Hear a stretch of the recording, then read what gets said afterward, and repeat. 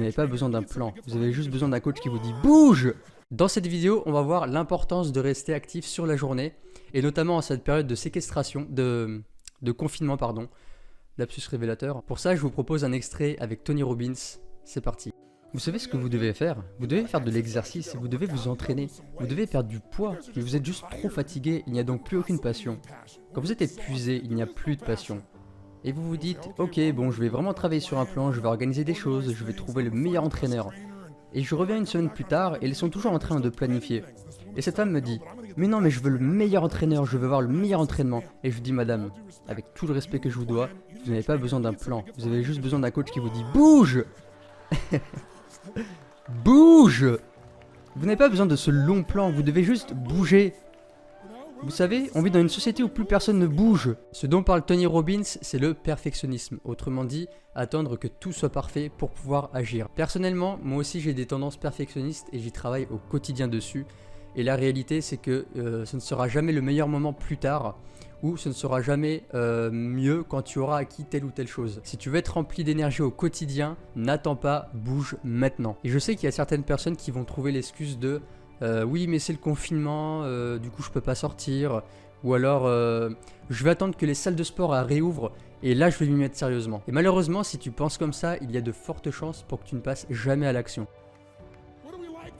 Beaucoup de gens se blessent aujourd'hui. Ils ne se blessent pas en se cognant en jouant au football ou quoi, ils se blessent en tapotant un clavier, en ramassant un stylo. Oh.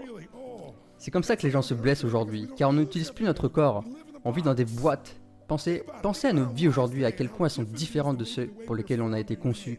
De courir, de chasser, de créer, de procréer, d'élever nos enfants, de bouger, de cultiver, de faire toutes ces choses qui nous font utiliser notre corps. Mais aujourd'hui, qu'est-ce que l'on fait?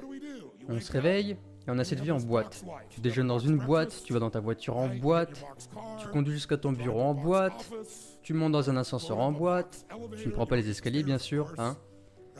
Donc tu vas dans ton bureau en boîte, ou tu tapes sur une boîte, tu pars dans une boîte, pas vrai? Puis tu vas dans une salle en boîte pour une réunion, et bien sûr tu as ta petite boîte où tu tapes dessus, écouter de la musique dans une boîte, manger à midi dans une boîte, puis rentrer, aller dans ta maison en boîte, en train ou en métro, encore des boîtes, rentrer dans ta maison en boîte, et ensuite allumer la boîte, taper sur une boîte, envoyer des messages sur une boîte. Je veux dire, et peut-être aller pour une fois chercher un cylindre et pour changer ton état d'être. Peut-être. Et l'idée de l'exercice qu'ont la plupart des gens dans notre société aujourd'hui, c'est de remplir la baignoire, enlever le bouchon et combattre le courant. Honnêtement. C'est le monde dans lequel on vit aujourd'hui. Et donc ce n'est pas difficile à comprendre pourquoi on grossit et pourquoi on devient fatigué et pourquoi on fabrique de l'acidité dans notre corps en consommant de la nourriture qui n'est plus vivante. Où tout est dénaturé et tout est chimique ou irradié.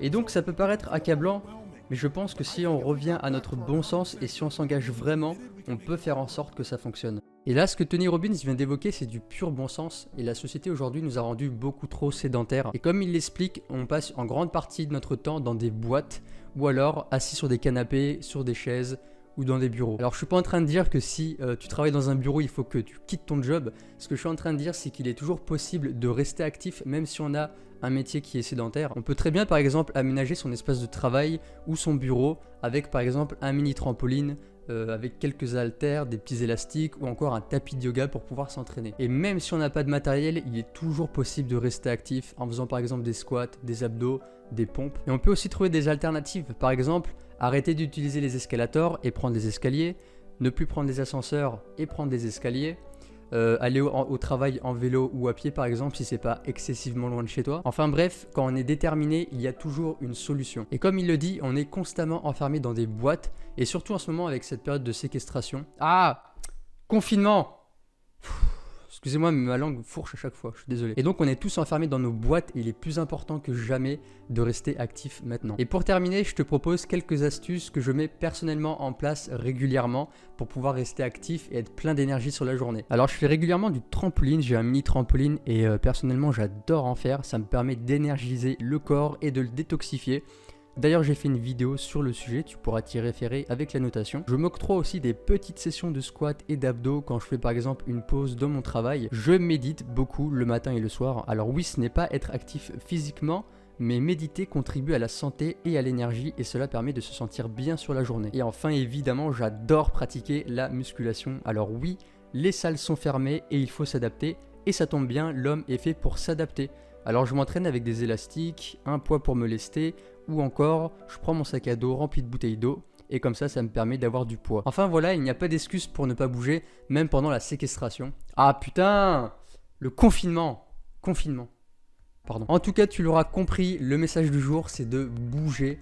Et ça peut sembler paradoxal, mais le mouvement entraîne l'énergie, et au plus tu bouges, et au plus tu auras d'énergie. Si la vidéo t'a plu, mets-moi un gros pouce bleu, partage cette vidéo, ça pourrait aider un maximum de personnes. Abonne-toi à la chaîne si ce n'est pas encore fait. Et moi je te retrouve à très bientôt. D'ailleurs je vais aller faire des squats. Ciao.